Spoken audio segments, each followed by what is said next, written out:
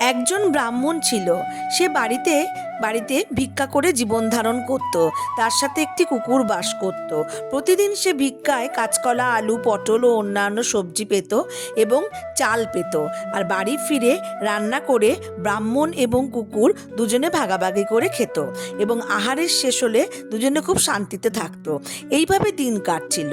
হঠাৎ একদিন ব্রাহ্মণের মনে হলো যে আমি তো প্রতিদিন ভিক্ষা করি, আর ভিক্ষা করে যা পাই তার অর্ধেক অংশ এই কুকুরটিকে আমাকে দিতে হয়। আমি যদি এই কুকুরটিকে তাড়িয়ে দিই তবে আমার খাবারের অর্ধেক অংশ বেঁচে যাবে, আর আমি একটু আরাম করে খেতে পারবো, আর প্রতিদিন ভিক্ষা করতে যেতে হবে না।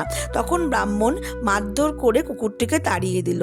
যেমন চিন্তা তেমন কাজও করলো। কুকুরটি মনের দুঃখে চোখের জল ফেলতে ফেলতে চলে গেল। পরের দিন ব্রাহ্মণ ভিক্ষা করতে বেরোলো। দেখলো যে প্রতিদিন সে যা পায় তার অর্ধেক অংশ পেল। এইভাবেই দিন চলতে লাগলো। দিনের পর দিন সে অল্প পরিমাণ ভিক্ষা পেতে লাগলো। তখন সে বুঝতে পারলো কুকুরটির জন্যই সে অত পরিমাণ ভিক্ষা পেত। তখন সে কুকুরটিকে খুঁজতে বেরোলো। খুঁজতে বেরিয়ে ব্রাহ্মণ মনের দুঃখে এদিক ওদিক ঘুরতে লাগলো। তখন একদিন পেছন থেকে একটা আওয়াজ শুনতে পেল যে কে তার নাম ধরে ডাকছে। ব্রাহ্মণ পেছনে ফিরে দেখলো একজন দিব্যজ্যোতি মহাপুরুষ ব্রাহ্মণের বেশে তার সামনে দাঁড়িয়ে আছে। ব্রাহ্মণ তখন জিজ্ঞাসা করলো যে আপনি কে মহারাজ? তখন সন্ন্যাসী বলল, আমায় চিনতে পারলি না? আমি তো এতদিন তোর সুরক্ষা প্রদান করছিলাম, আমাকে তুই তাড়িয়ে দিলি।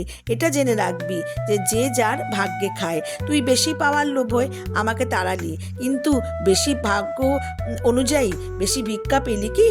তখন কুকুরের রূপ থেকে স্বয়ং নারায়ণ প্রচণ্ড রশ্মি চারিদিকে বিকিরণ করতে করতে বেরিয়ে এলো। ব্রাহ্মণ তখন নিজের ভুল বুঝতে পেরে কান্নায় ভেঙে পড়ল। বলল, প্রভু আমায় ক্ষমা করুন, আমি অর্বাচীন, আমি আপনাকে চিনতে পারিনি। তখন নারায়ণ বললেন যে সবই আমার সৃষ্টি, সবই আমার দান, কর্মই হচ্ছে জীবন, আর সবাই হচ্ছে সমান। সুতরাং অতিরিক্ত লোভ করতে যাস না, অতিরিক্ত লোভ করতে গেলে শাস্তি অবশ্যই পাবি।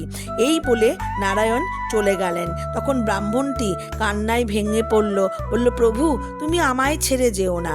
আজকের মতন এই গল্পটি এখানেই সমাপ্ত হলো। কেমন লাগলো আজকের এই গল্পটি আমাকে জানাবেন। অবশ্যই লাইক, কমেন্ট আর শেয়ার করতে ভুলবেন না। সাবস্ক্রাইব করবার অনুরোধ রইল।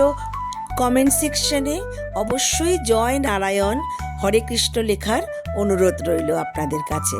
নমস্কার।